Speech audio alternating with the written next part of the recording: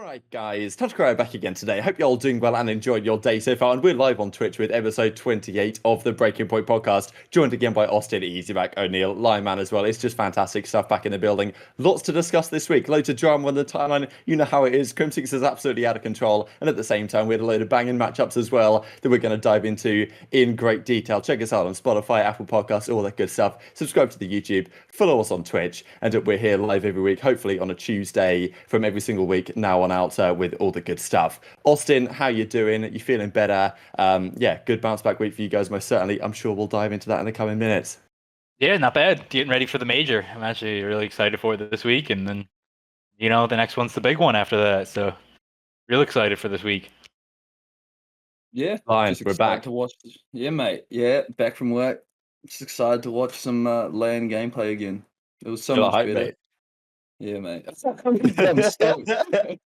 Let's go. Yeah, we love LAN. We love LAN with fans. I mean, that's actually is pretty exciting. I'm not gonna lie. It's been a few. I don't know. Some of the few weeks ago, like things were pretty dead, and then all of a sudden, you know how the COD scene is, right? Things go dead for a bit, and then bang, you get hit with some some hit with an OpTic W. to be honest. Yeah, with an OpTic W as well. But you were and there that changes everything. to enjoy it last week. It does. Well, it changes the whole conversation. Every time OpTic do anything, like it's a story. It just is what it is. But let's firstly talk about the whole Clay situation, because there's so many angles to this. Like when I was writing the notes for it, I was like, okay, this happens, but then there's also this angle and this angle and this angle. So I guess firstly, we'll talk about what we just about missed in last week's episode, which was the announcement of Clayster stepping down from New York. Diamondcon's in. There's been a lot of discussion on this because, of course, totally understandable if Clayster wants to take care of his mental side of things, because it's pretty clear to a lot of people watching that wasn't great for the last couple of months at this point.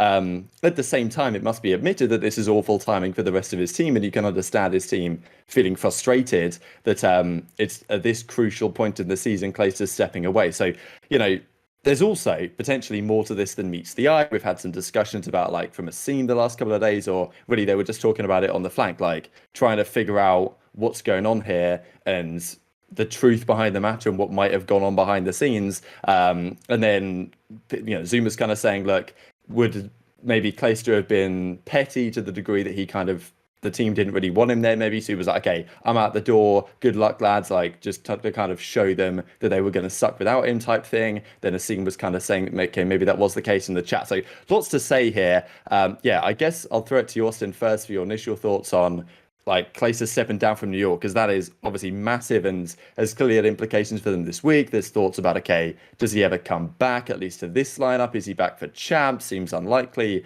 Like, the biggest storyline of the week, no doubt. Yeah, this might be one of the bigger storylines of the entire season, honestly. So it's honestly pretty crazy that it's happening a week before Stage 5 and it's happening 2 weeks before champs. Obviously, it's a really touchy subject. As soon as, like, mental health and, like, your mental well-being gets brought into it, it's automatically really, really hard to talk about. But this seeing, more and more come out of it as, like, the week progressed, it's honestly really interesting. I really want to hear what Clay has to say when he's back, because I'm pretty sure everyone's been saying he's going to Cancun. He's, like, on vacation. So honestly, I think he's probably done for the season just based off that, unless he just magically just comes back within the next day, because everyone's traveling today to the tournament. So it's really hard to speak about, because everyone's, like, can be really sensitive about it because it's mental health, but at the same time you got to feel really, really bad for the 3 New York players and their whole organization, because you pretty much work the entire year for this moment, and to have basically your IGL, your leader, your main assault rifle player who's been really, really good all season just leave is really tough. So I definitely get with the frustrations that have been coming out for the New York camp. And, you saw Asim say basically that he quit on the team to prove a point. It was kind of hard to understand with, like, the flank when it was going on, but it kind of seems like he was saying, like, he quit to prove a point, or he quit on the team. So it's just really, really, really tough situation for everyone involved. Yeah, I mean, there's probably multiple reasons. First is probably the fact that they've had, like, no breaks all year. So they've had no time to really recoup or, to refocus up. And so I feel like when teams get into schlumps, it's, like, really difficult this year to find practice to really change in like the next stage. And so I feel like it's possible that his mental health has been really bad, and because they're losing and they haven't been performing like they were all year, it's kind of like a good reset for him. But it's also maybe something to do with the fact that he doesn't really want to lower his stock too much, losing so much, because what we've seen this year with the CDL is that when teams start losing, it's like it keeps rolling over, and like teams like LAG, when they start losing, it's like they can't come back. And so maybe he also saw that side of it and saw that his team's potential at this stage just wasn't really there. And so maybe he just wanted to take a step away, because who knows, stock is really important in the CDL. That's interesting. Yeah, I mean, Clayster's like that guy that, I mean, no matter what happens, if he wants to keep competing, he's going to find himself somewhere. But I just find it so remarkable there. At the start of the season, Clayster was like, look, I keep getting dropped every single year, weird circumstances, win champs with the United, then franchising happens, the team breaks apart, win champs with Dallas Empire, it goes back to 4v4, and he's gone. I mean, you got to also look back at a way at that change and now think, okay, well, that's kind of interesting, right? The fact that they decided to keep Crim over Clay.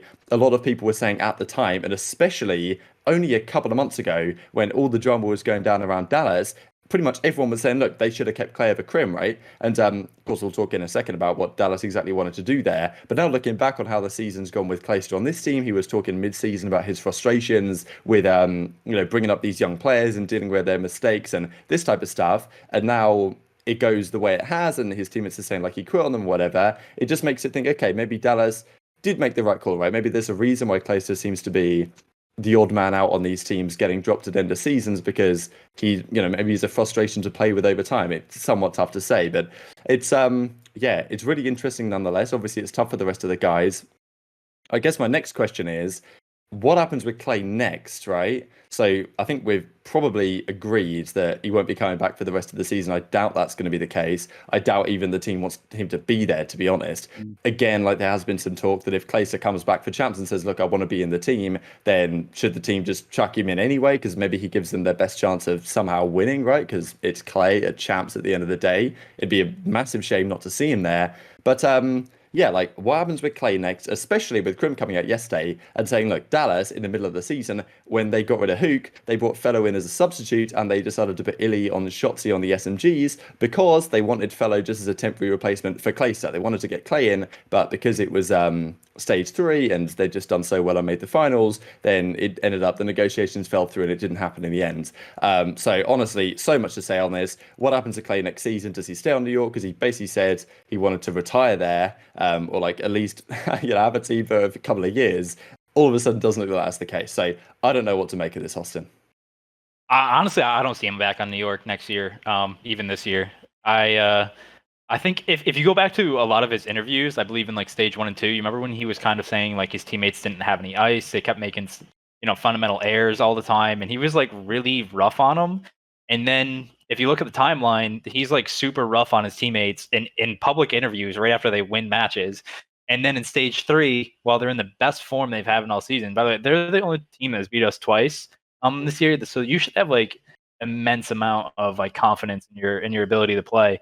But he was the whole like Dallas to getting traded back to Dallas thing pops up. So it just makes you question like the commitment to like the group they had, like if they thought they could win, the long-term picture for that like group of 4. So honestly, I see, if Dallas doesn't do good to end the year, I honestly see him back on Dallas. I think an interesting thing for Dallas is if they don't do good, which honestly I think they're going to do like really good in the next 2 tournaments. But if they don't do good, I think a valid question that they're going to have to think about is, do we bring Clay back and for who? Because as of right now, Crim was really, really good in the past at being a flex, like not really a flex player, but more aggressive AR player. So if you have Clay in the back line, you have Crim being that that aggressive AR, and then you have Shotzi and Vivid. I think that's a good group of 4 for the future. But if the way Illy's been playing, obviously that's going to be a question because he's been playing really, really well. And if Dallas performs really, really well, then maybe that shuts the door on Dallas. So then it's really, where does he go from there? Because honestly, the options are going to be, very limited. It's going to be very because I don't think a lot of the top teams probably aren't going to change much going into the offseason.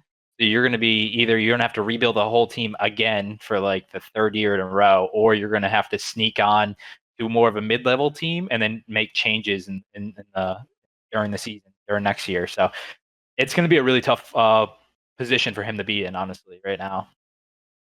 It's crazy because at the start of the year, he was looking like the best AR in the game, like easily. Up until maybe even stage 3, he was looking so good. And then, yeah, I think you're right. I think Dallas is probably the most likely place he'll end up because what other teams can really afford him as well? Like, I I don't wouldn't be think worried about LA. that. You reckon? No, I wouldn't be worried about that. I'd just be worried about a roster composition that works with him on it.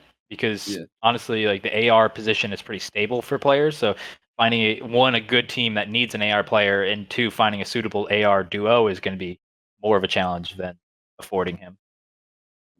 All right. Well, I guess we can move on then. Yeah, I mean, wow. Yeah, I guess the next question that comes on from that is like, yeah, I do wonder what happens with Dallas in a way because Clayster, because Crim talked about it, that they were even considering a 5-man lineup going into this season. They were like, okay, it's 4v4, but do we just keep Clay anyway and make something work there?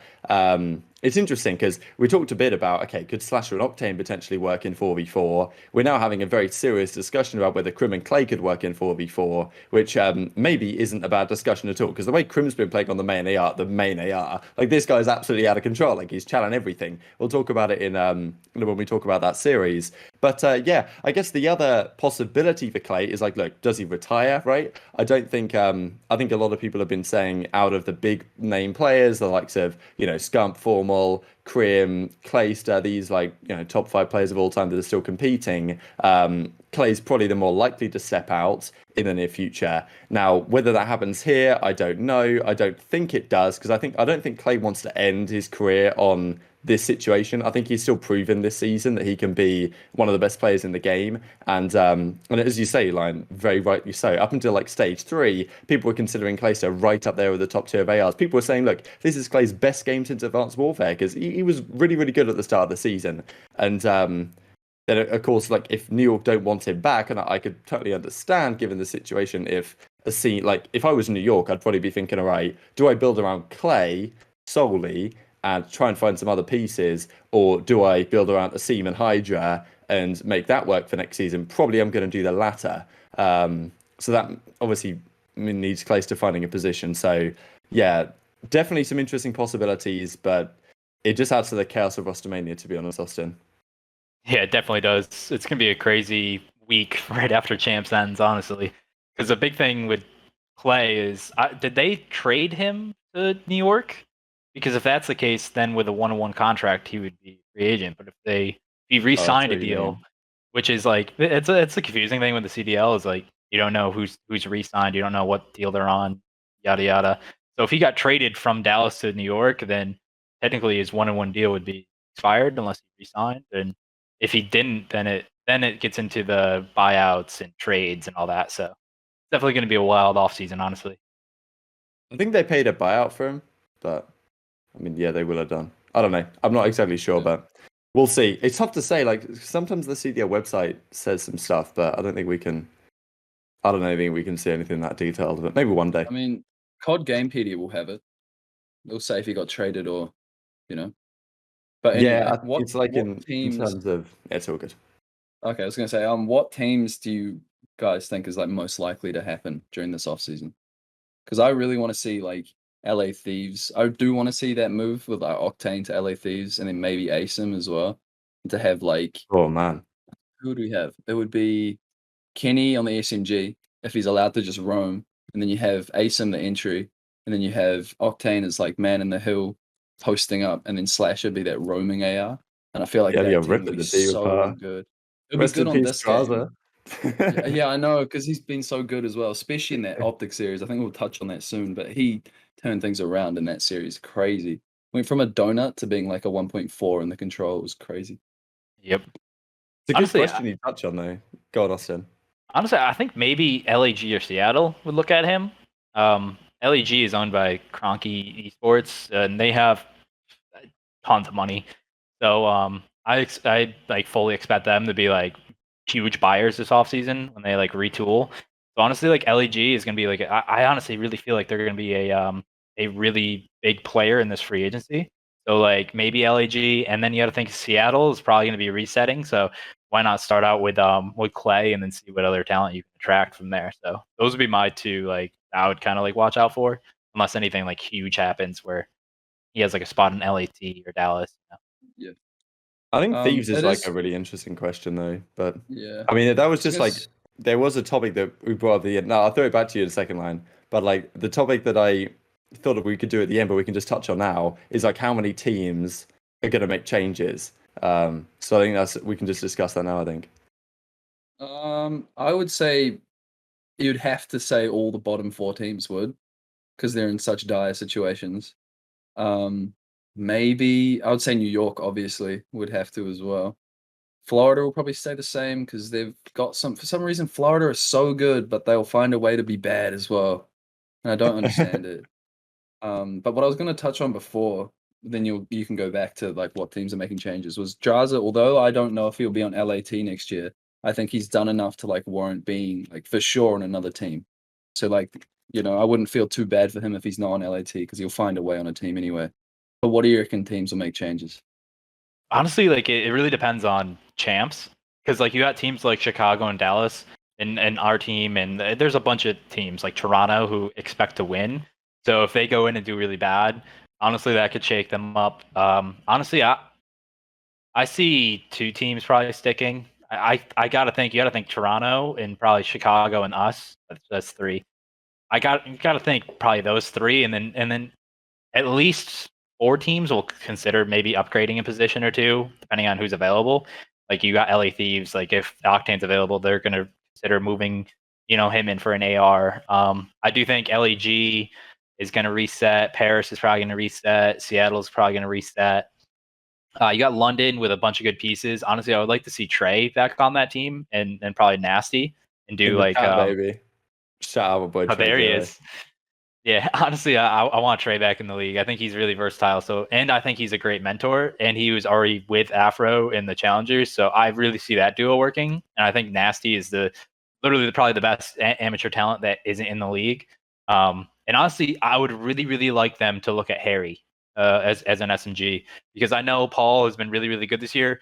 But if you want to go full EU, which I think just communication and vibes and like game style wise, I think that helped out Toronto when they did that. So having Harry in there as either the 5th man or having him come in, then I definitely see that being a really good team, honestly. So that, and then I think Minnesota, maybe they'll look for upgrades. One thing I do love about Minnesota is they've been really proactive in the offseason, and honestly, like every move they've done has looked good, like with the looking back at it. So they've always been really good at 1, recruiting talent, and 2, like being really like doing their homework on players. So I see a bunch of teams just at least poking around and seeing what they can do. So it should be like not as exciting as the first season when everyone was a free agent, but it should be like a really exciting year for like the off season switch ups. Any thoughts, Lion? Yeah, no, I'm just excited to see what happens because 2019 it was so unpredictable. We had no idea where anyone was really going, apart from I guess T2P because of that image that leaked. But yeah, I guess I just want to see how these teams bounce back, especially like Seattle, because it's so strange with Seattle. They have all the talent, but they don't, they can't really put a roster together that works. So I just, I want to see how these teams will bounce back from that, and if they'll essentially base a team more on chemistry rather than just natural talent. Because I think everyone's trying to take the Atlanta FaZe route, whereas like stacking a team and hoping it works. But it's like not everyone can be FaZe. Not everyone has FaZe's coaching staff or that level of talent. So I just want to see how they bounce back. Yeah, these bottom tier squads have just got to do something, man. Like, show me that you've learned a lesson. Because Seattle, first year, I can excuse you getting that team. This year, I'm struggling to find excuses just because everyone knew it was going to fail. Not as badly as it did, but pretty much everyone knew it. And then LAG have some serious questions to answer as well because they've got a lot of cash. So they should not be absolutely by far the worst team in the league right now. That is just a fact. I like that you mentioned Harry as well, actually, Austin, just because I remember I played a GB against him back in Infinite Warfare. It was a throwback search and destroy, and I got completely turned on. So I was like, this guy's nasty. And yeah, get him in the league. That'll make me feel a bit better, I guess. But yeah, wow, we ran through a few of those. Oh, just to touch on, I guess, predict how many teams change. I think at least 9 teams change. I think possibility of like Fine. 10, but well, I think like all the bottom four, and I think all the rest of the teams are going to try something. Apart from FaZe are going to stick. OpTic might. I think OpTic are probably going to stick, but not guaranteed, depending on how Champs of Major 5 goes. And then Ultra, I don't know what happens with contracts. That's my question there, because they might stick. They're good enough to stick, but I don't know if they're on like 50k salaries and a team like Dallas and Crimsix is going to be like, look, Cammy's nasty. He's been gassing him for ages. Let's get him in for Illy or something. I don't know. I think it'd be interesting. Let's talk about the games. First up, wanted to touch on New York, right? Because we already talked about them. And they, to be fair, they beat Paris, right? They came in, Diamondcon looked all right. They won a 3-2. I thought Paris might actually have this one. Question is then, like, do they actually stand a chance, okay, when they come up against FaZe later in the week? Problem is when you play FaZe, especially when FaZe has just come off a loss, they are just something else. So you kind of get to see how good you are, but it also kind of is FaZe at like peak form. At the same time, they got completely embarrassed by FaZe. It was brutal. It was probably one of the more brutal series I've seen this season. And it just goes to show for a team that, did they have a positive record against you guys coming into the series? I don't know if they were 2-1 coming in or 2-2. Okay, so it's 2-2 coming in. But still, as you say, the only team to beat you guys twice with Clayster. Without him, looked completely lost, no bounce back ability that they had earlier on. And it was just brutal to watch. And that's just the challenge really with New York, right? It's like, okay, we're going into stage 5 major, we're going into champs, and we have a team that, okay, Diamondcon actually seems like he's getting out there to the major, at least he's on the plane to Texas. So that's at least a positive, but seems like a shadow of what they were before, which is not great as a viewer really, because I'd like to have some, the more contenders, the better as far as I'm concerned, Austin. Maybe not for you though. Yeah, I mean, I really wish they were in prime form because I like it when there's multiple like contenders, when there's like 5 or 6 that when you go into a tournament you don't know. So like New York, obviously they're going to be a shell of themselves. You saw in Hardpoint they just looked not the same. Control was still really bad. There was some bright spots. They played a good first series. They kind of had some momentum. The second series, obviously they played us. I think it was Checkmate, Express, and then Garrison. So even with like some of those maps as being like more experimental for us, it still wasn't close. I think it was like our like 4th of 30-minute series.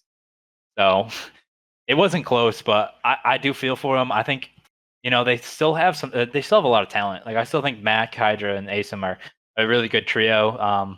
There's still a lot of talent there, so they just have to piece it together. And honestly, the same thing as we said for Chicago, I think it was stage 3 when they were in losers. Like starting in losers isn't a death sentence because first off, like this stage really means nothing to them now. Chalk it up. You just got to get ready for champs. So if they get like 4 or 5, 3 or 4 land series where they can work on their chemistry, work on their the strategy, and then work on that for champs. Like I think that's the best case scenario. So starting in losers, getting some more easier opponents where that you can match up better against, and then kind of build off that momentum, regain confidence. Because right now, honestly, all 4 of those guys have to have like shot confidence. But it's all about momentum. So just gain some back and just work for champs. Yeah, I don't think you can really blame them for getting that smoked by FaZe. It seems like whenever teams have issues, FaZe can just exploit them and completely dominate teams. But it also goes back to Asum not being there for the last major. Like, I think I said this at the time, but it's that 1 to 2 week break that they had where they weren't playing, I think cost them a lot because before that they were so good, especially in Hardpoint. And they just didn't have the rhythm once they came back. And so I feel really bad for them. And I also feel bad for Diamondcon coming in this situation where all the team seems to be, not at their very best and not trying. Like I say they're trying, but they're not, they're not motivated to really, take on these top teams or practice as hard as possible. But I really hope to see them improve during this next major because heading into champs, I think they still have a chance. They still have a good seed. And so, they're still in with a shout. Anything can happen. It's not the end of the world for them. Like the bracket, they play LAG first. If they win that, they play Mutineers, and then things get tricky. But I mean, things are already tricky from the second game, to be honest. But yeah, I mean, who knows, right? If anything, they do at least have something to prove in the sense that, from our understanding, they want to prove Clay was wrong, that they were going to suck or whatever. And so that, I guess, is some motivation, especially if they go into champs without him, right? So yeah, lots really to think about going forwards. The other team that they played first up was Paris, and one of the big storylines that I was hoping to have this week, Austin, I know you tweeted about it, was some GAs being, let's just say, the rules being bended slightly in terms of gentlemen's agreements, because we saw Paris come out and I mean, Temp said it was absolute comedy on the flag about how like Aqua had called in the artillery like 2 of the streaks and then he'd saved the other one. You're not like allowed to split it by gentlemen's agreement rules. And I think even when he did call it in, he kind of realized like, all right, maybe I shouldn't do this. I'll call it in outside the map or something. But like he basically said like, oh, I'm gonna scumbag them. We saw Zaptius, I think he didn't actually realize it was GA, but he brought out the escape plan, like the one with the coil on the back of the 74U, which is like, it's allowed in challenges but not in professional play. So there was definitely some bending of the GAs going on, and we were kind of hoping that later in the week that we would have like, I don't know, a sniper in search and destroy, especially for LAG Seattle. We're like, the series, please give us some entertainment. It didn't arrive. I understand players trying to like preserve their stock in a sense, right? Because it's like, if you break a GA, you know, does that make you look bad and whatever? But I mean, we see Seattle are joking around, as we'll talk about there in a second anyway. You know, should they have done so for fans? I'm sure we'd have liked to see it, Austin. I know you were tweeting about getting snipers out in search. Yeah, well, because LAG and Paris, or who was it, LAG and Seattle, like both of them were like teasing breaking GAs. Yeah. So I was like, oh, maybe we'll get some. But in all honesty, like breaking GAs. So like, if you break a GA against a team, because like in a tournament, for instance, I think like Clayster did it with the M1 Grand or the Idra, I think. I don't know, it was something like that in World War II. Yeah. And like doing that against a team that's still in like alive for champs and still has something to play for, like that's a bad look. But when it's 2 teams that are eliminated and they go into that match like both knowing that what they're gonna use, like I don't see that hurting their stock personally. I know some people might take it as they're not taking it as serious, but honestly, like at this point, like I don't know. Like I would have loved to see Octane versus Assault on the snipers, and like honestly having fun with it and not really. I don't know, because like you heard the comms, you heard them after, and it still didn't sound like they were taking it as serious. So like, why not just have a good viewing experience? I don't know. So I was just hoping, you know, I miss snipers sometimes in S&D, and it just would have been cool to see something different and actually have some storylines for those matches, because I think like 12K people were watching. It was just like, why is this match happening to begin with? So I don't know. I don't think it would have hurt their stock really next year if they did it.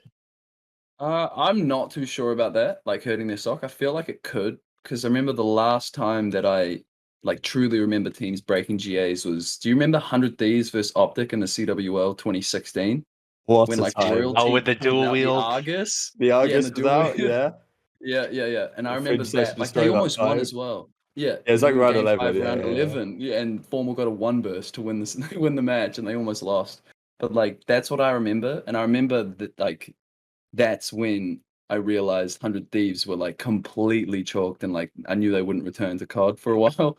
Because like, dude, that was bad and it was quite embarrassing. And so I feel like if those players did that now, it would still look just as bad. But I guess if it was just snipers, like that would be dope, because I wouldn't mind seeing that. But if they went full balls to the wall and just completely broke Yeah, like GAs and did XM4, everything, like, you know, yeah, pulled it. Like throwing knives, like if you got some throwing knives and Yeah, exactly, snipers, right? just like something like just something small, just but fun. I'm not saying like pull out LMGs and just start spraying down the bus on street hills and stuff, but I don't know. Gotta have fun with it when times like this. Yeah, it Yeah, just that must be series hard cracked for me up. them. It must be so, yeah, it was great, but it must be really hard for them, because imagine being in their shoes and it's like your entire career and you're getting bodied every series, like not even a chance. And it's like, what are you going to do? You're going to protect your stock that's like almost non-existent, or are you just going to completely throw your career away potentially? So it must be just this weird line they're trying to, you know, stay I on. get it. I mean, there's a degree of professionalism, right? That that you want to uphold. I think like the funny thing about the 100 Thieves OpTic series as well was because that was when Ban and Protect was a thing, right? So you just knew as soon as the Ban and Protect started, and they got rid of like I don't know what they were getting rid of, but some of the perks had they got to like blast suppressor dead, all this stuff, you know how it goes. But like another team in a similar spot, right? Because we were talking about Seattle LAG is Seattle, and to me they're in a really weird spot. And I thought Nameless had something quite interesting to say on the flank that he felt it was like he I don't know, he kind of felt it was disrespectful in a way as to how much they seem to be joking around. Because on the timeline, we got Joey Nubsy and Octane going back and forth having a laugh about, okay, yeah, we're chalked. Oh, no, we're not really chalked. Oh, yeah, we actually are chalked. There's no time to go. I don't know what happens with that entire organization next season. I don't know if, like, how many of the staff there are still going to be there next season. It's a big question mark. But the funny thing was that Octane pulled out an SMG, right? So it's kind of like, okay, people are breaking GAs, but Seattle are... Okay, and maybe they thought this was going to work, right? Maybe they did. I don't know if it was like they were actually believed this was the strat. They were thinking of classics like a walk-in 0.6 on the sub. Let's put him on the AR, and Octane will drop like, I don't know, 0.9 on the sub. Doesn't work out like that. Octane drops a 0.5. Classic doesn't do too much better with the AR, and they lose the series. And like they just looked... I mean, pretty woeful against Dallas, to be honest. Like, I mean, they looked all right in the control, actually, but they got reverse swept in there. And then a few days later, they just smoke LAG, which just goes to show how tragic that team is. But yeah, what do you think about like what Seattle are playing at here? Like, Octane using an SMG, I thought it was great fun. Like, it was good to watch. And like, it actually gave some storyline and meaning to the matchup rather than not doing it at all. But yeah, do you think they were actually planning to make this work, or are they just trolling at this point, Austin? I think they do it in practice sometimes. So like maybe they thought it was gonna work. I know like Sam's pretty good with both weapons usually, so I have seen him do it in like warm-ups and some practices. So it wasn't that far out of the realm that they thought it was gonna work. I think at that point, what were they 0-3 in groups when they did that? So maybe it's just like we're already starting on losers. Let's try something and have some fun with it. But at the same time, it is kind of a bad look. But they did end up like smoking LAG later. So I guess like this Seattle team, honestly, it's so weird because like I have a lot more respect for like Gunless this year. Like he's been like giving full effort. I think he should earn himself onto a top team next year, like top 16. So I have a lot of respect for him, Prestini, like all of them for mentally going through it. But I also hate how sometimes it just seems like they're not putting in the full effort during the group stage matches just because it's online. I know they still are, but it just seems like it sometimes. But honestly, I know they're just chalking it until LAN, and then they're going to try to win it and like try to do as much damage as they can. But at the same time, you would just like them to, try to do good on online COD. So I don't. It's really conflicting, honestly. Like at this point, I just do what you want to do if you think it's going to work, especially if you're already in losers. Well, you made a good point about Gunless. Like previous years, he's been on winning teams, and then they'll lose one event, and he'll like chalk the entire team and just sub himself out. And so it's actually been like quite surprising to see him put in full effort all year and actually not play bad at all. Like he's been quite a shining light on that team, regardless of results. Obviously, Octane has as well until he went to the SMG. But do you want to know a fun fact about Seattle? Oh, baby, I can't wait. Since they came into the league, all right, or since the league started, they're 13-41 match count, and map count they're 77 and 132. Oh, That ain't good. So if you want to let that sink in for a little bit, 13-41, dude. And if you just list the names of the players, like you had a Naval, Karma, Apathy, Prestini, Octane, Gunless, like you have all these crazy names. It's just honestly absurd to me that the performances, like the record wise, when you see all those names together, it just doesn't make sense.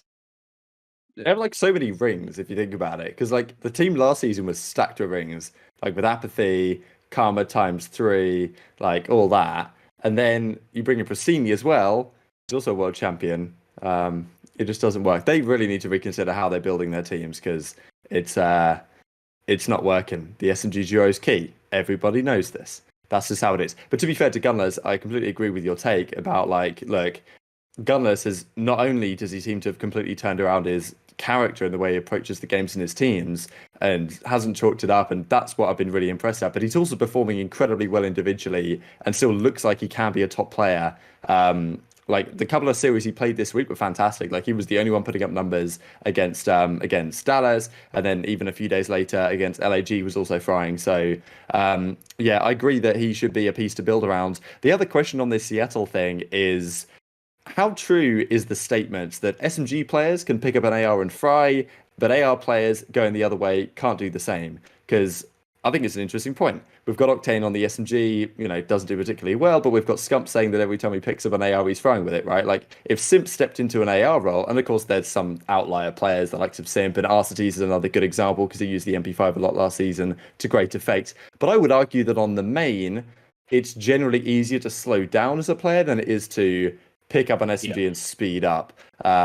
So yeah, I guess that's my thoughts, Austin. Honestly, gun skill is like 20% of the game. A lot of people just put a lot of stock in the gun skill when honestly it's all about positioning and knowing your timings and playing off your teammates, stuff like that. So a lot of players could flex, like honestly go back and forth between the two, but it's just learning the timings, relearning when to hit things, when to hold, when to speed up, when to slow down. So that's usually what messes up a lot of players when they do make that switch. You saw that a lot last year where players would run the M4 sometimes, MP5 at other times. I know like Alec was switching back and forth a lot. This season, honestly, I think it's a little bit harder. I think there aren't as many players that would be good switching roles. Like I know like Chris, for instance, he would be insane on an AR. Like I love it when he gets pissed off and just pulls out an AR and then just like you saw like there's like a QBZ clip that I'll always remember on Garrison when he was top catwalk and he just picked up a QBZ and got a quad feed. He just like snapped on the it was a P4 and he killed everybody. And I'm just like, well, if this man just ran an AR all the time, he would be untouchable. But honestly, there are a lot of players that could do it. But it's just more about learning to do that within a team environment. Like everyone can shoot both guns. It's not anything like that. It's more of timings and learning how to play within a team and stuff like that. So that's the biggest issue for flex players. Yeah, I think it's also easier to flex between roles rather than to swap entirely, because when you swap between an AR and an SMG, generally you're swapping an AR for an SMG and an SMG for an AR. And so the SMG also has to pick up the timings of an AR, play like an AR, while the SMG who's playing as an AR has to learn the SMG role. Like it's both swapping, it's not just one. And so that completely like changes up the team dynamic as well. And so I assume, yeah, you were right. Every player can shoot both guns really well. It's the professional league, the best like 48 players in the world almost. So it's like, yeah, they can shoot both guns. It just depends on how they work as a team and how each player picks up that role. Next team up, Florida Mutineers. What a strange turn of events for them, right? Me and Austin were sitting here last week saying, look, we've got full faith. Florida are going to come out this week. They're going to win the matches. They're going to at least win one of them. They're going to go into the major. They're going to secure the top 6 seed for champs. It doesn't look so likely anymore. They had possibly the worst week they possibly could have had.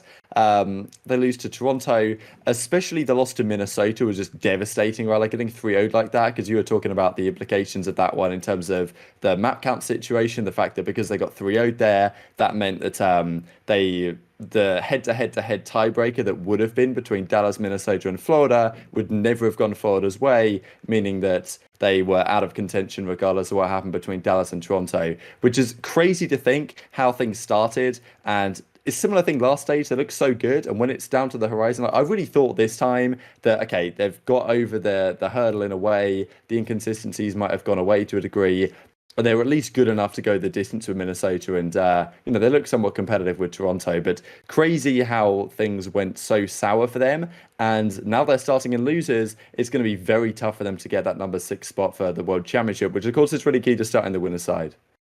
Yeah, I mean, honestly, this Florida team is so irritating because they have so much talent, but it seems like when they aren't shooting like 100%, if they aren't winning a lot of their chals, they don't have the fundamentals sometimes in the back end to like grind out matches. They're like those days where you just get on and you're not right, but you still are able to grind it out. You're still able to get just something out of nothing. And yeah, sometimes this Florida team, it's just so annoying. You see the level of like work ethic they have, but it's just like sometimes it's just a little bit of like mental. They'll just get into a funk and they can't snap out of it. Honestly, one of the negatives to this group stage format is it doesn't really matter if you like shock a top team. So it doesn't really matter if you like beat a Toronto. if you lose to like Minnesota, for instance, like the middle tier team, because then you start getting into the tiebreakers.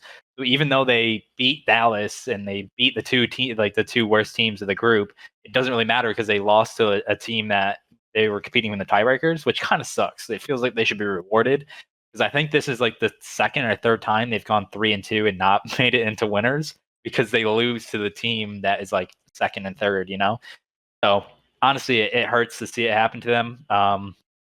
I know I was talking to one of them before the series, before like that week, and I was just like, you guys just have to win one map, and you guys are good with your tiebreakers. And then I'm like watching it, and I see like I visually you could see them lose full every map.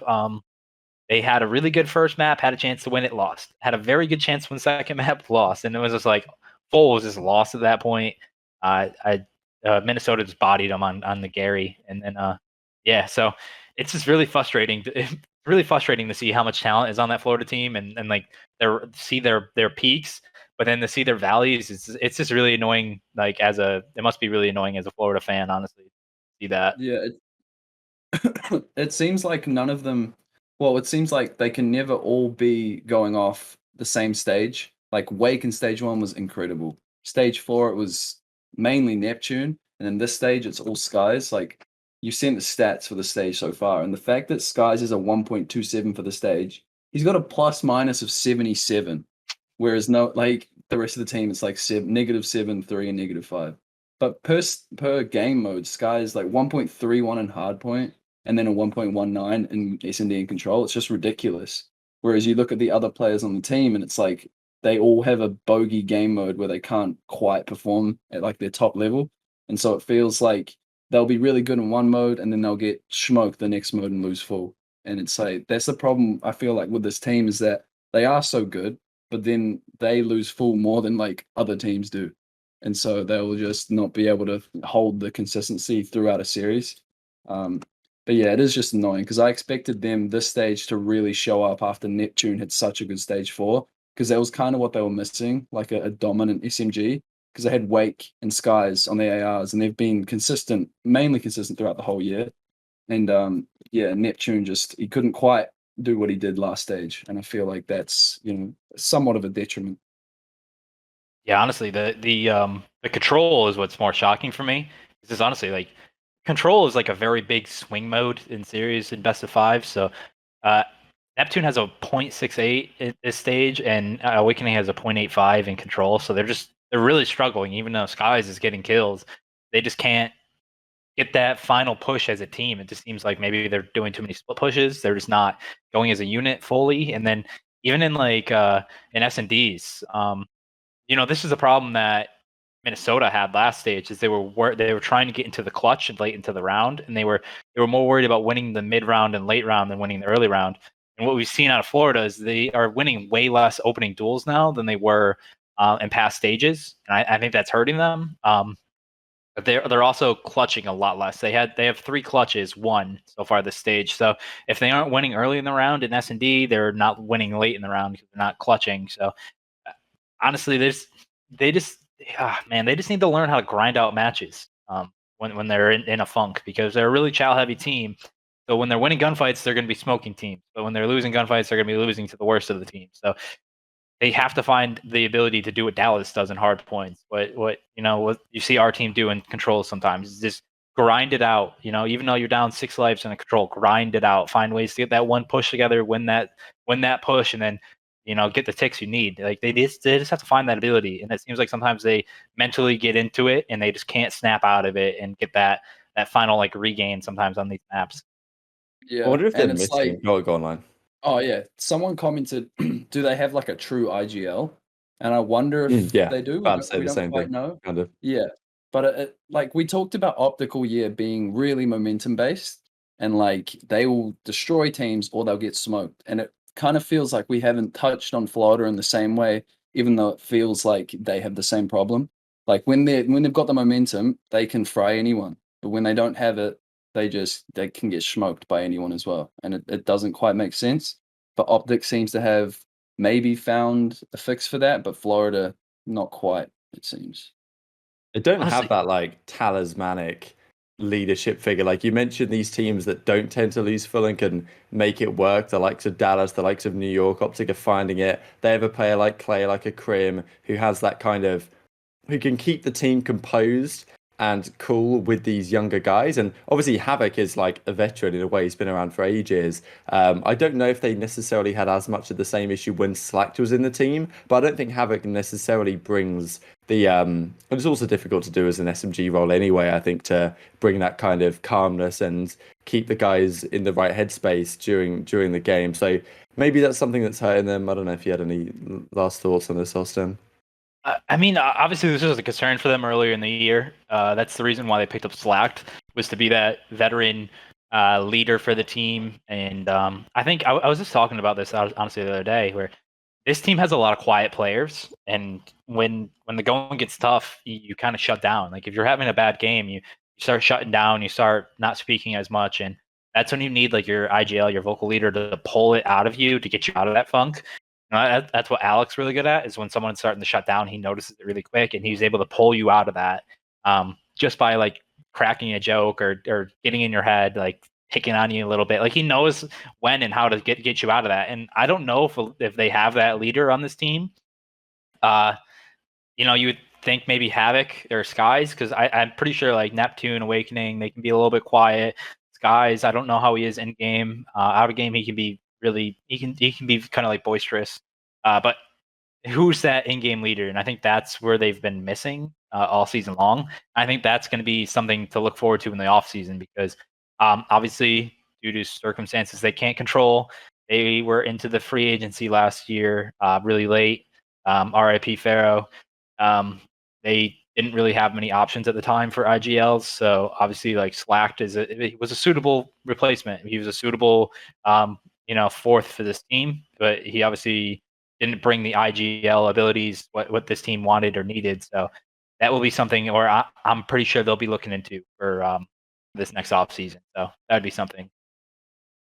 Yeah, absolutely. I think like another team on the other side of this was Minnesota, because I kind of wanted to talk about FaZe and how dominant they were, but they only really played one series, and we kind of touched on that series a little bit. So I thought I'd like throw it to you, Austin, for this really interesting statistic that you brought up about the teams that had a positive, every single player on the team had a positive KD in every single game mode, which was of course the case for FaZe, as it tends to be. OpTic managed it. The other team that managed it was Minnesota, right? Which is throughout the entirety of stage 5, which is very impressive on the whole. And yeah, I mean, just fair play to the Rokkr guys, right, for making this work, putting themselves in prime position to lock up that the number 6 seed, the last one, of course, in the winner's side of things. But yeah, thought it was kind of quiet in a way that they'd managed to come through with pretty incredible teamwork, and no one across the board dropping incredible numbers. Because you look at that, the Florida Mutineers stats are pretty crazy. That Skies had what I would consider a relatively quiet 1.3 throughout the stage, whereas the Rokkr guys, actually, you look at their stats, is like 1.0s, 1.1s, which is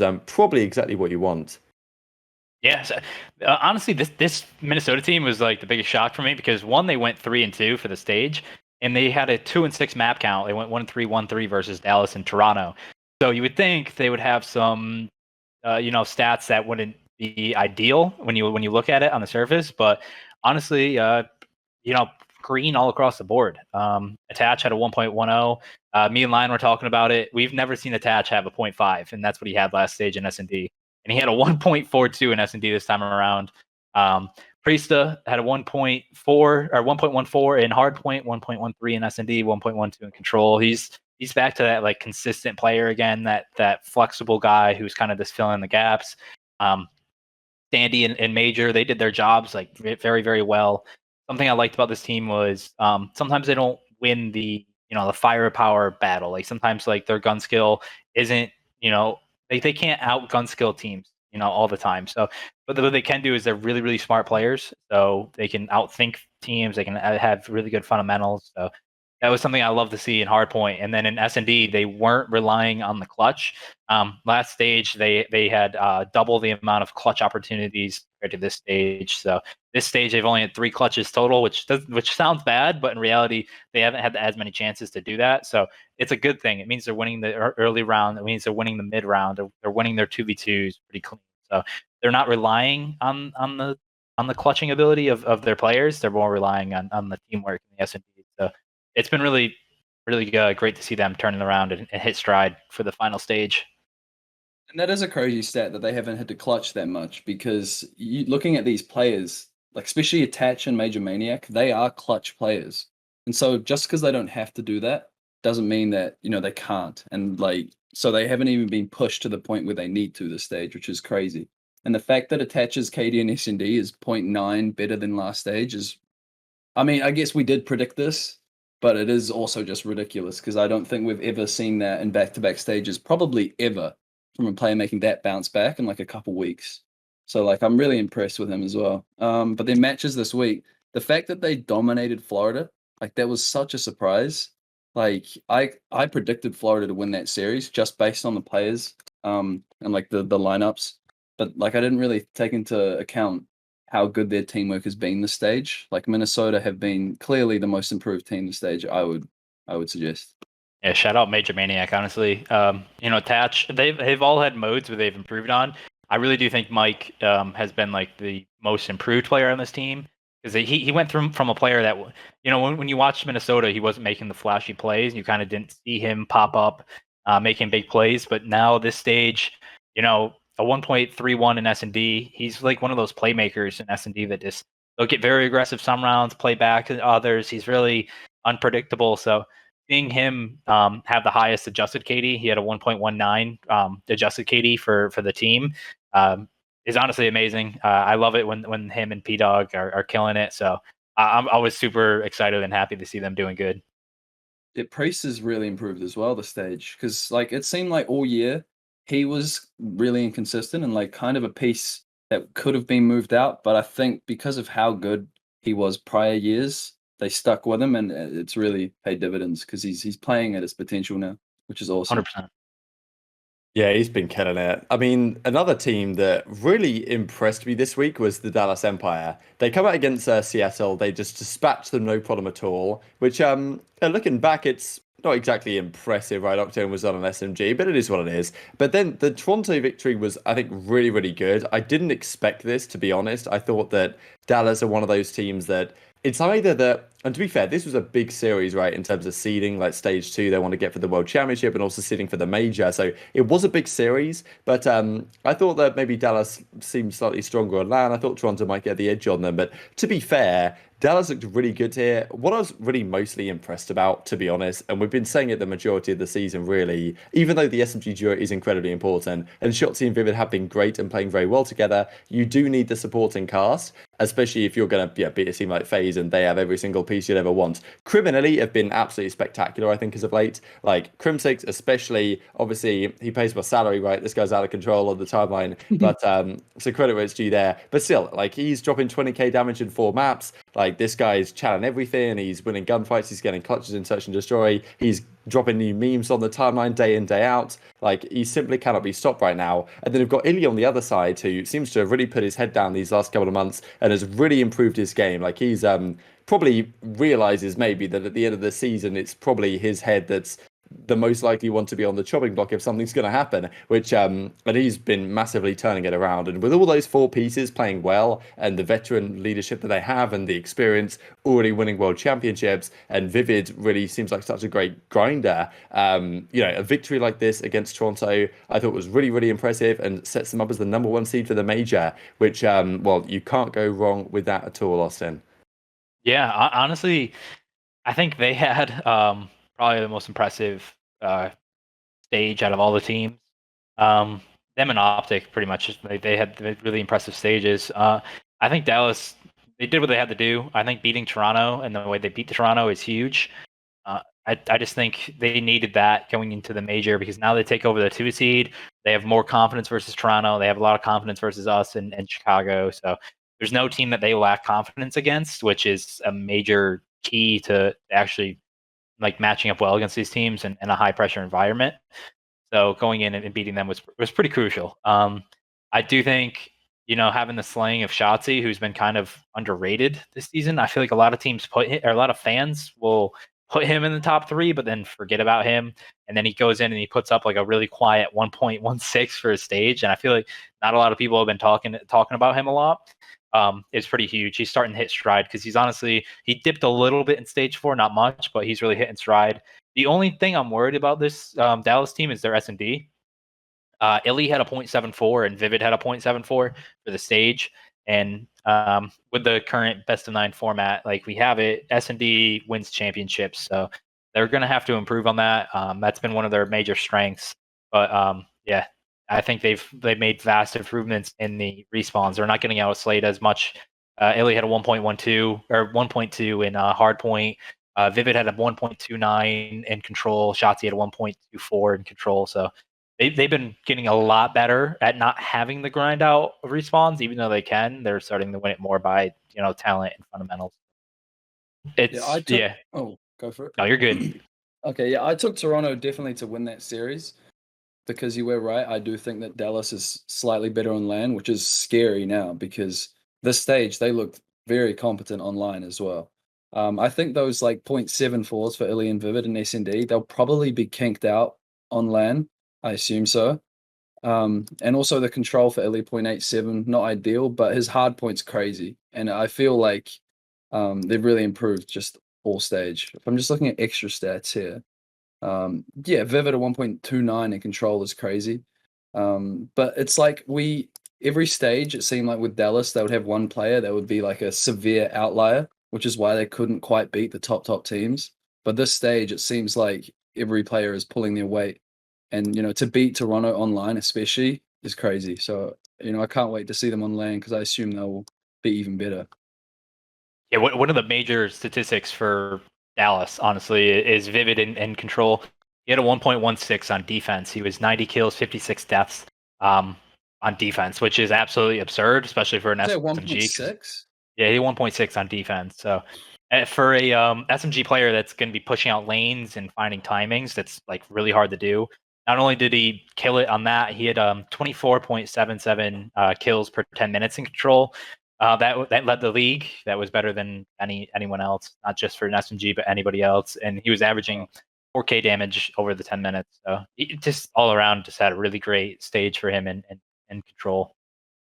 Awesome. Yeah, the exciting thing is to me that I think that type of team is one that benefits being on LAN next to each other, right? When you've got Crim right there and he's like next to Vivid or whatever and can get him in the right headspace and stuff like this. And just the confidence that it probably brings, like playing next to Crim at a major LAN tournament with fans and stuff, like it's probably a benefit to guys like Vivid that are kind of new to doing this at the very top level. So the last series that I wanted to discuss on the weekend was a pretty mind-blowing one, OpTic versus LA Thieves. This was like honestly well, it wasn't the first two maps to me weren't shocking. I thought they would go kind of similarly to how they did, because we had Temp on the flank the previous day saying that even after Paris beat Los Angeles Thieves last week, they'd just bodied them 5-0 in scrims the very next day. And here they go up against Los Angeles Thieves. It starts out all so good. Now, to be fair to Thieves, coming into this series, because Paris had just lost to London in what was a crazy game 5-11 on Miami that would probably be painful to revisit, to be honest. It was just that bad to watch. But Thieves at that point were guaranteed the winners bracket. So it's like, okay, Thieves can kind of do what they want. The series doesn't matter too much, apart from for the 10 points, which is a very important thing for the standings. OpTic come out, just looked absolutely phenomenal the first couple of maps. If they won this series 3-0, as they well could have done, and looked very dominant at it, the only maps they would have lost the entire stage would have been up against Atlanta FaZe. They'd have 3 at everyone. That didn't happen, though. Especially, I was surprised, it went to double checkmate. And I thought OpTic got to close out one of the two, but maybe we see some of these issues returning for OpTic where when the momentum isn't in their favour, things start to collapse out of control, and it ends with a very surprising reverse sweep. And, there's honestly a lot of angles to this first. I guess initial thoughts, Austin, on what was a really remarkable series. So this series, honestly, it's a red flag for both teams a little bit going into this next major. One for LAT, you were one map away from getting smoked. The starting off so cold in a series is not going to work when you're consistently facing top teams. So you really can't start out getting 250 to 70 and then 6-1 in a series. Like it's just, you're not going to be able to make reverse sweeps every time. It's just not going to happen like that. So that's a red flag that they have to improve on for the major, is just finding more consistency out of your players. Their SMGs were struggling specifically. in those first two maps, but you see them turning around. So you just finding consistency between those two. For Chicago, it's always a red flag to get reverse sweep. You never want to see that. You can play the shoulda, coulda, woulda game. I honestly, I hate when fans and players do that. But you did get it did happen, so you got to address it. I'm not too worried because you look at those maps. It's double check in Moscow, so Moscow S&D is a strong one for LA Thieves. They've always been good. Everyone knows they're pretty good at checkmates, so it's not that big of a red flag for them. But it's just something you have to address. Like you got to figure out why this is happening in a must-win match, because that one pretty much took them out of contention for the number 2 seed for champs. So that should have been a match that you do not take your foot off the throttle. Like you pounded into their necks and they kind of took it off, and you saw what happened. So I guess a good note to end on a good note. Scump had a 1.26 for the series. He had a 1.44 in hardpoint. He's still frying. I like to see Kenny still being very consistent. He's back on that more aggressive AR.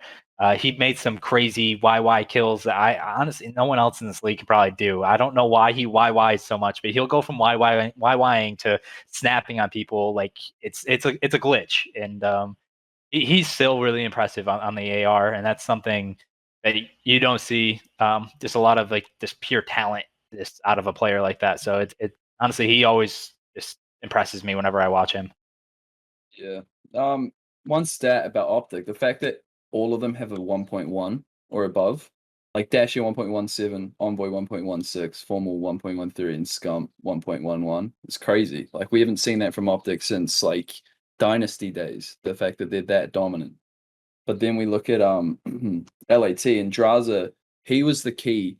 I think I touched on this pre-show. He was the key for that reverse sweep. The fact that he dropped a donut map 2 SND and then came back map 3 and went like almost or close to a 1.4. Like that's crazy. That's an amazing reset. And I was also surprised to see OpTic not play checkmate very well. The fact that they lost both checkmates early in the year, that was their map. That was their go-to map. And it seems like the fact that they're trying to improve their map pool, they've kind of left checkmate behind and not quite practiced it or improved on it since the start of the year. Whereas these other maps have improved on clearly. And so it's like they can't really rely on a certain map anymore to get them through a series. And so that kind of shot them in the foot. And then last map SND, it just seemed like they completely lost full and got bodied. What was it, 6-3? Yeah. This wasn't even close. So yeah, just props to Draza, because for a young player to come in and completely reset map 3 after getting like only the 5th or 6th agency of the year is really impressive, honestly. That's one of the biggest gripes I have with the CDL production is they'll say like a team's record for the entire season, which means pretty much jack shit at this point. Like, for instance, like when I go to the Minnesota Rokkr and you click for their whole entire season, you can see that they're 6-2 on Garrison Hardpoint, but probably 15 of those matches mean jack shit now. Like we're in stage 5, we're not in stage 1, we're not in stage 2. So it bugs me that they put map records for the entire season when in reality you should be just looking at the past month, because you'll see that OpTic hasn't played checkmate a lot. Like they just haven't, and whether that's from them vetoing it, which is something the CDL could show too, or them just not picking it when it's available, another thing they can show. That would paint more of a better story for us, because now you think, were they just not? Is it because they haven't practiced it as much? Is it just not one of their top maps anymore? That they just put up that they're like 10-3 on it, and then you expect them to be dominant on it. All that data is beyond old. Like you should be 1 month blocks of data. That's just my little rant there. It's true though. We're back, baby. Yeah, and I think it's a fair one. I mean, the other angle is about the Thieves, because I thought it was kind of interesting the fact that, like, okay, FaZe won the last major, so they're kind of holding the belt. Then OpTic dethrones them. Then Thieves now beat them, so like the Thieves are kind of holding the belt, as it were, if you kind of track that stuff, which I do find kind of interesting. But like just last week, they lost to Paris. What's going on here? They look like absolute garbage the first couple of maps. and then they turn on and actually played really good COD, and it seemed to catch OpTic very much off guard. So that's the question, right? Like, what is the potential of this Thieves team?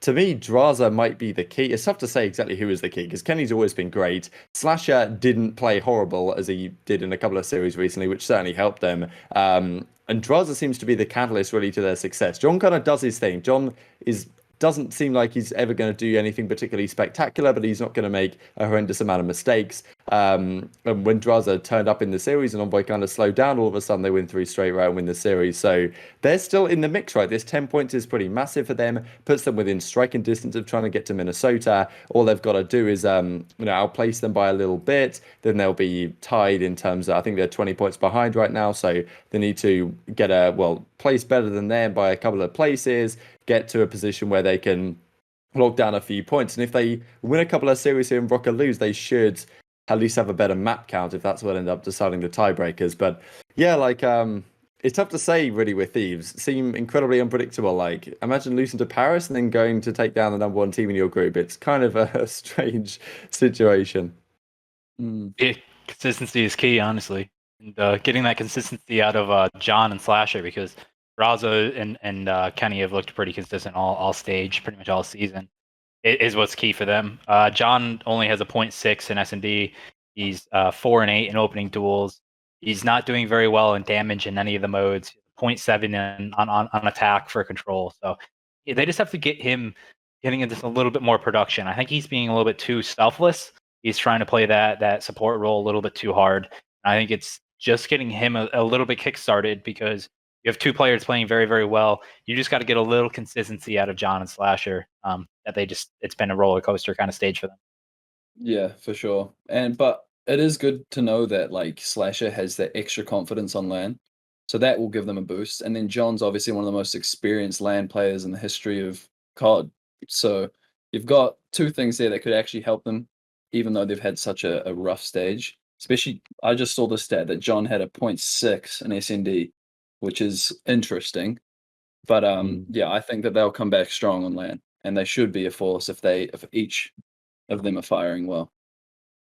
I hope so, because I mean they were competitive with FaZe not long ago. Then they just played awful against Paris, and then they still got out through winners, right? Like, I honestly felt like when they had that poor week, especially losing to Paris, that they were going to find themselves in a tough spot. If they don't lose that one, then they're actually, I mean, look at their stage, they're actually looking really good. So just that kind of off series puts what was actually a pretty damn good regular stage for the Thieves. Maybe those 10 points will come back to bite them, who really knows. I guess the other point is, could this loss be good or bad for OpTic? Because my initial impression was, okay, this might be an issue in terms of confidence, because their confidence was sky high after they beat FaZe. If they'd have come in here and 3-0'd you guys, it's like, there's 2 elements to this, right? If you win a series like that and you 3-0 Los Angeles Thieves, then you go into the major with incredible confidence you can beat anyone, which is probably a good thing. But at the same time, maybe you're papering over cracks in the sense that there's clearly still some issues here when backs are against the wall or things don't go your way. Then, elements of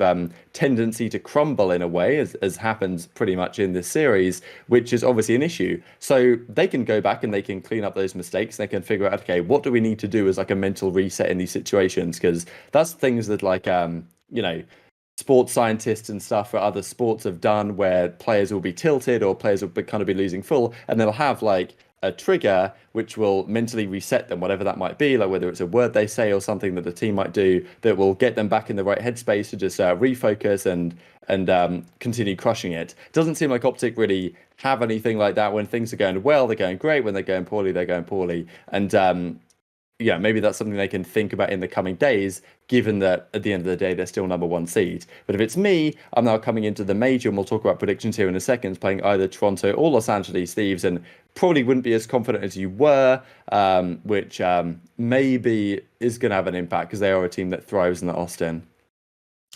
So if this happened in the middle of the stage, I wouldn't be worried. Having it happen in the very last game, bit concerning, just because OpTic traditionally have been a very momentum-based team, and when they're on a high, they usually ride out that high until something bad happens. So beating us and then losing just a week later, 1 week before playoff or the major 5, is kind of concerning. But at the same time, they have plenty of time to reset and just focus up. So it's not the end of the world. it's just a red flag. But honestly, all losses are what you make out of them. So if they take a lot from that loss and improve on what made them lose that series, then it can be a win in their book at the end of the day. But it is concerning that they lost the 2 seed, got reverse swept, and lost a lot of their momentum going right into the major. Yeah, it seems like FaZe are such a good team at bouncing back after a loss and come back even stronger, whereas OpTic haven't really had that same trend all year. It seems like when they're winning constantly, they're at their very best, but you're right, when they face adversity, they kind of stumble. And I wonder if, that one loss to LAT, especially in a reverse sweep fashion, on maps that they're typically strong on, will be, an issue. We don't know yet. Land is completely different, so we'll have to see. But I think, yeah, it's definitely not how they wanted to go into the major. I just hope they don't just say like we should have 3-0'd them and just brush it off. I hope they actually go back and look at each map and then why they lost them, improve it that way. Can't just look at it as if we just should have won that, because that's just the wrong mentality approach to go at it. But Sender is one of those coaches that will break it all down, so fans shouldn't be worried about that. So honestly, if they do their homework and they're trying to put in 110% effort like they have been, then they'll look at that loss and break it down and really get a lot from it. Yeah, agreed. I think it's certainly something that could happen, and we've got fans back in the venue as well, right? As long as they will get to Saturday at the very least, given that they're first seed. So let's talk about then predictions for what's going to happen here at the major, because we've got 2 number 1 seeds in OpTic and Empire. Wouldn't have necessarily predicted that coming in here. And OpTic are going to play the winner of Ultra Thieves. Empire are going to play the winner of FaZe and Rokkr. And then down in the lower side, maybe not too much to talk about there, other than the fact that New York Subliners and Mutineers are both on the same side of the bracket. Both teams I might consider to be maybe the biggest threat to make something of a decent run in the lower brackets. One of them's going to take each other out, but to be fair, London have been looking decent as of late, and who knows what Seattle do back on LAN. Octane, I'm sure, is expecting to come in and drop like a 1.8 again. But yeah, I guess what do we expect to happen here in the winners bracket? Because Ultra versus Thieves, I think, is really exciting, actually, because Ultra coming off a loss, they should be favourites, but Thieves all of a sudden looking good, Slashes on LAN. It's tough to know exactly how to call this bracket. At the end of the day, I think the OpTic will find a way to win one series here, and I'd love to see them get to the winners finals, to be honest, just to see how that would go. At least get a good matchup with FaZe on LAN with fans or whatever. I think it'd be good to see that rematch come into effect. I'm sure you guys will be incredibly well prepared. But FaZe are going to have to get through a strong Minnesota Rokkr and then face up against Dallas Empire again. And best of 5 seem to be where you guys are most vulnerable, and you're going to have to play a fair few of them this weekend. So it's kind of a tough to call bracket. I'm just happy that you guys aren't in, just in round 2 already and just, okay, same old story, win, job done. You're going to have to fight a little bit more than usual. Yeah, like for having stage 5 for like the goal of the stage, of course we want to win it, but there's more goals, and that's improving for champs. So like you probably shouldn't expect a lot of like hidden tricks, hidden strategies for this major. But being in round 1 of winners means you play on Thursday, which is honestly pretty big. It means you get to play more matches, more best of 5s, more practice for the playoffs. So having that extra day to get LAN matches is pretty good for us in the long run. So I'm pretty excited. I like playing Minnesota. I like that if we beat Minnesota, we face off against Dallas, who is one of the hottest teams in the league right now. And then after that, like, who knows? Like, honestly, LAT can make a splash. Toronto and Chicago are both really formidable teams. The winners bracket is the top 6 teams, honestly, right now. Like that is the top 6. Those are the top 6 for consistency and everything right now, and form. So it should be a bloodbath on up top. So I'm actually really excited to watch all the winners matches. Yeah. Do you think your side of the bracket is like quite a bit tougher?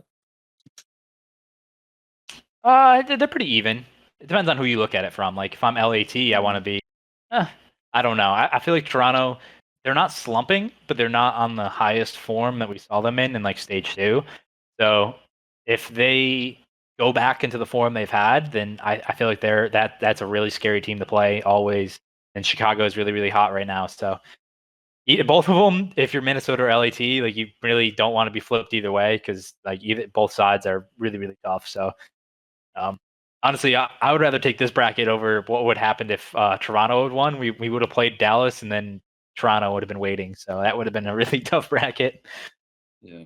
Wait, so you Yeah, think that's that fair right enough. now Toronto are stronger than the current Rokkr? Yes, I still think That's gotta Toronto. be facts. Yeah, Toronto is just, even though they're not in the highest form, they know how to grind out matches, which is like a thing that Dallas is really good at. They also have really good chemistry in S&D. Honestly, when it gets to the majors, S&D is king. So as long as you could squeak out some respawns and be consistent in S&D, I would take Toronto over Minnesota currently. All right, let's hope that doesn't get clipped. But Well, they just get we'll bodied. see, we'll see. Yeah. Yeah, we'll see. Yeah, no, I'm excited for all those winners matches. But if we look into losers, like there's not many storylines, especially the bottom of the bracket where it's Seattle, Paris, and London all in one bracket, which is, I don't know. Who do you reckon is going to come out of that? Gets around three. I just don't care, to be honest. Like, I don't know. I would much rather have Florida switch spots with London.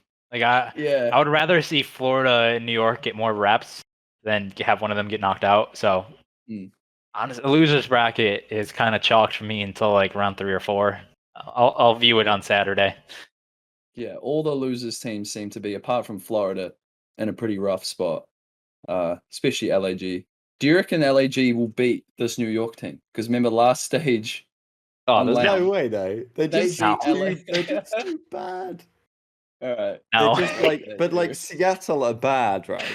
And Seattle Yeah. made them look silly. Classic had like a 1.2. This is I outrageous. know. Like fair play, Nicky D, but Nicky D stat padding against LAG. That's all I'm saying. I feel bad for them. They just got to get. This quick death. Just get out of this. This restart. Get into the off season because they've had just mentally they must just be drained. Honestly, it's such a tough year for them. Yeah, I couldn't imagine a worse year. They lost as many. Okay, they lost as many matches this stage as FaZe has lost all year. Oh, arguably, I think Seattle's had a worse year because when you looked at the LAG team on paper, you knew LAG was going to be bad. You knew they were going to be bad off the rip, right? Yeah. And honestly, LAG has more points than Seattle. Yeah, but that's because stage 1 they got what 40 or 50. Still, that just means in Seattle. True, you have Gunless, you have Pristini, you have Octane, and you've had a couple different players in that 4th spot. How do you only have 8 wins for the entire season? It should be a crime. So, like, if you say worst season, Seattle 100%. Out of the bottom 4, Seattle's had the worst year, just because of like your expectations. Yeah, disappointing year for sure.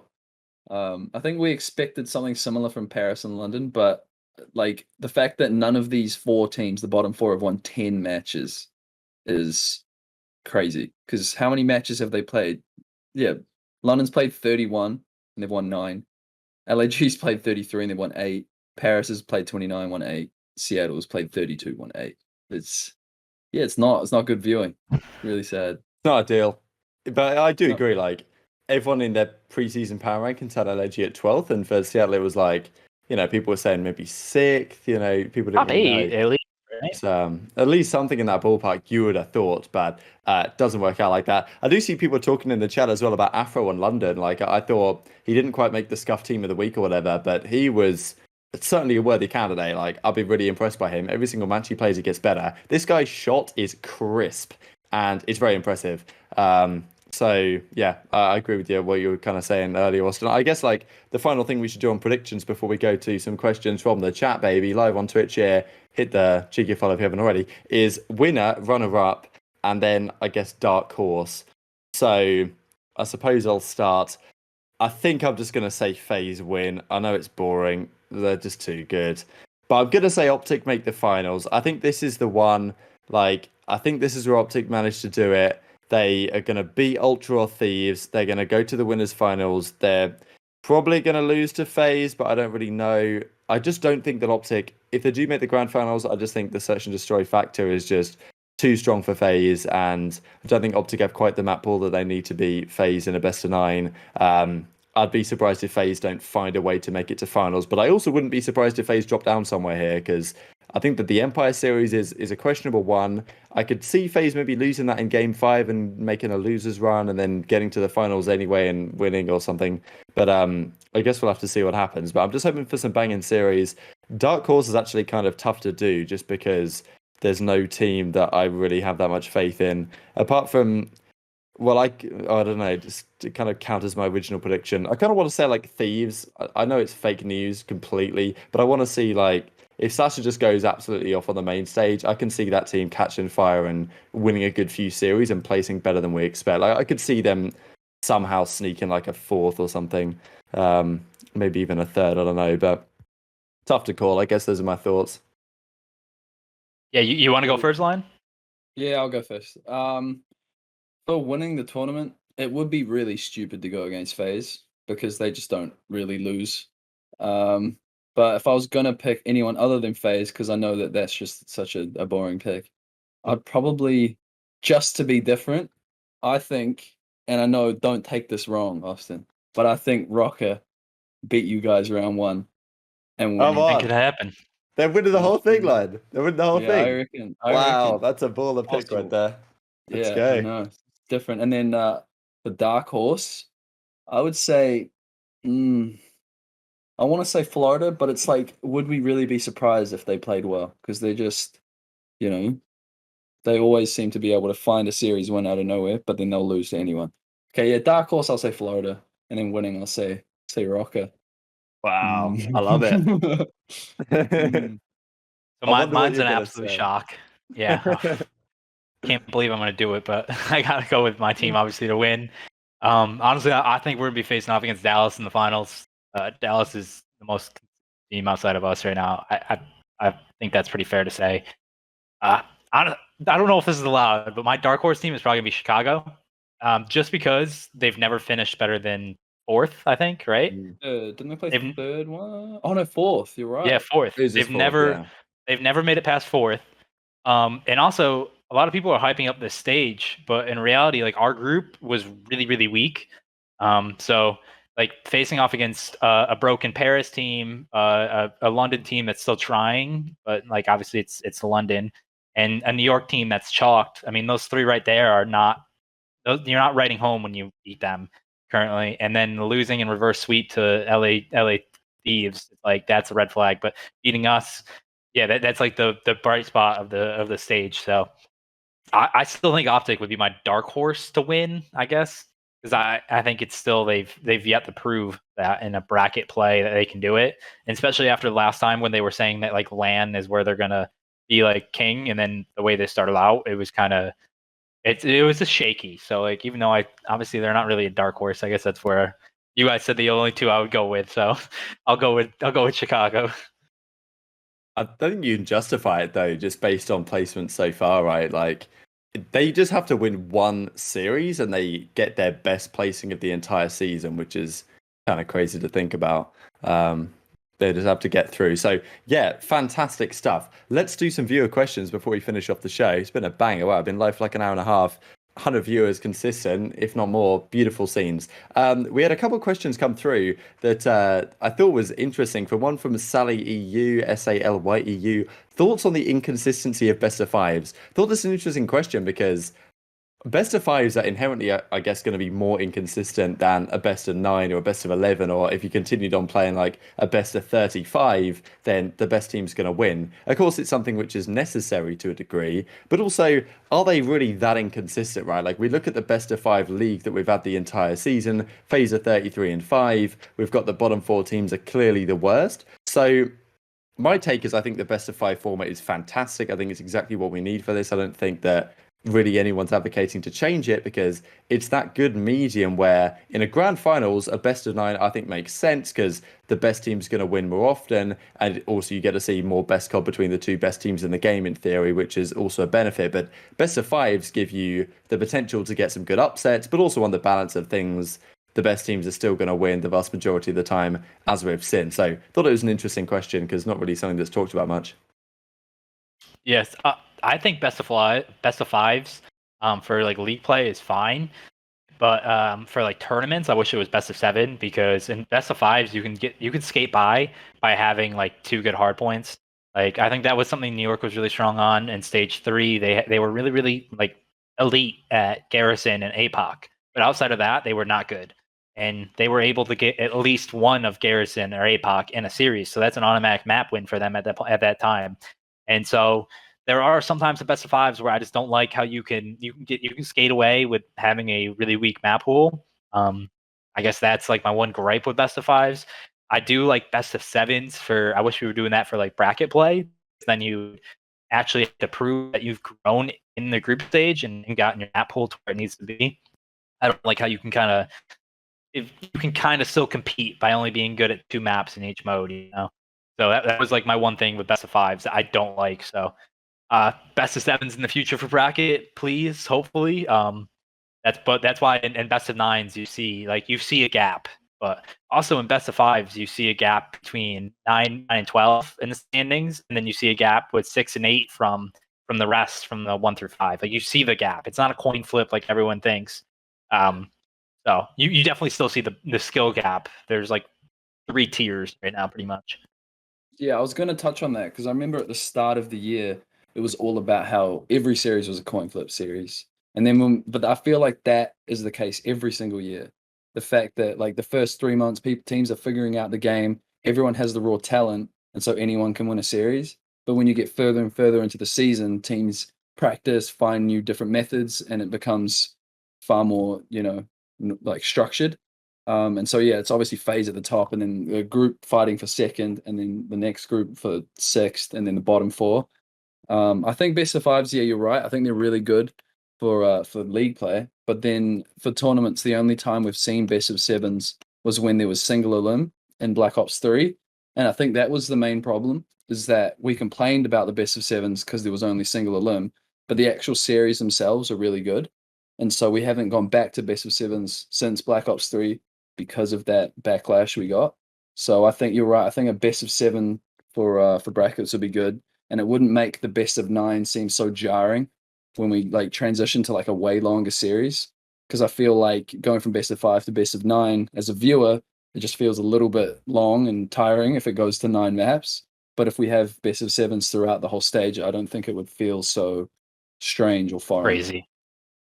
Yeah. Interesting point. I mean, yeah, like the best of 7s back in Black Ops 3 were, yeah, I mean, that was their idea, right? Like, let's just do single limb, but best of 7s and it'll be okay. But even then, you get like, well, not fully elements of inconsistencies, but still, it's not, it's not as good as double limb, and also the time factor you've got to consider. The other thing to me is like, fact of the matter is, if Seattle Surge versus Paris Legion is a best of 7, I'm just gonna tune out of the stream for a couple of hours, like I just don't care. So I think the best of 7s could well be employed as the tournament goes further on. It would be quite interesting to see, like, let's say you get to like a winners final or something, or semi-final, then it goes to a best of 7 when you're actually going to have 2 good teams matching up, and it should be a good game. Because the problem is with the longer series is that when one team is significantly better, they're just really boring. I think we've seen that a lot in like people complain about it in Counter-Strike, right? Having best of 5 finals, which is obviously massive for CS when a single map lasts 45 minutes. When if one team's just better, then it's like I have to watch 3 maps of them just destroying the other team as opposed to just 2 when you already know what the result is going to be. Which it does feel like that sometimes with the best of 9s, that it's like, okay, FaZe it's 2-2, but they're going to find a way to win, and eventually it's going to happen. And sometimes it's been closer than others. Which has been a breath of fresh air at times. But still, I think that there's you've got to find a right balance between when you employ it and when you don't, because it can harm the viewing experience and help it, depending. Next question I wanted to do, go online. Do you think champs should all be best of 7s? Just because there's only 8 teams?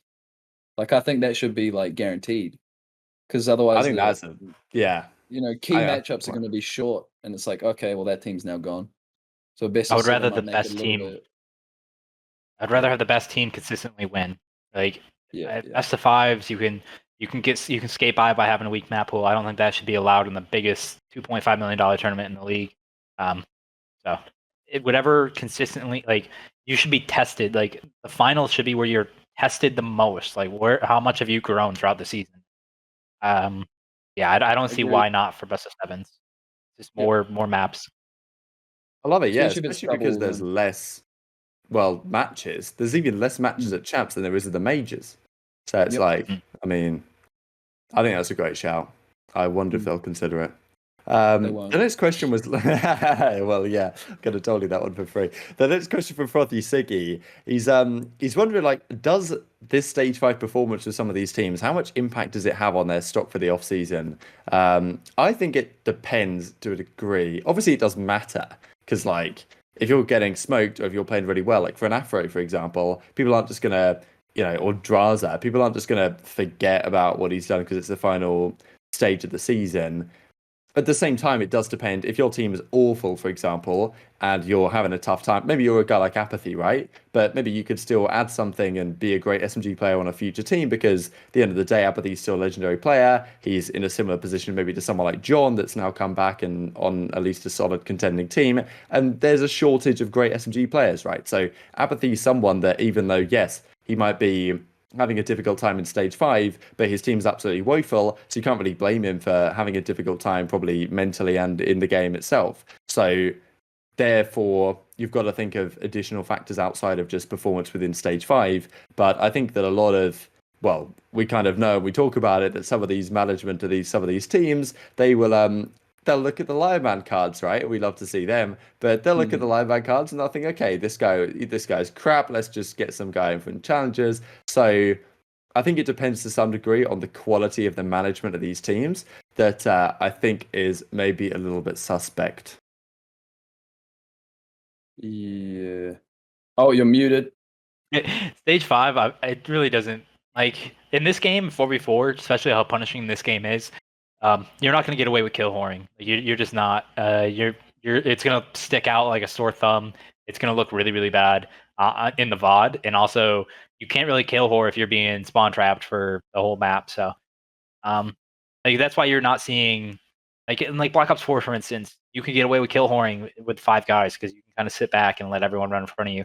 But in this game, it sticks out more when you got guys like Afro frying. Like, that sticks out. That is something you're going to remember. And like you're seeing like Draza like slay it in the final stage. That is what you're going to remember. You're not going to remember a player having a 1.0 because it's just statistically impossible for you to put up anything higher than that while getting body slammed for 10 minutes a map. It's just not going to happen.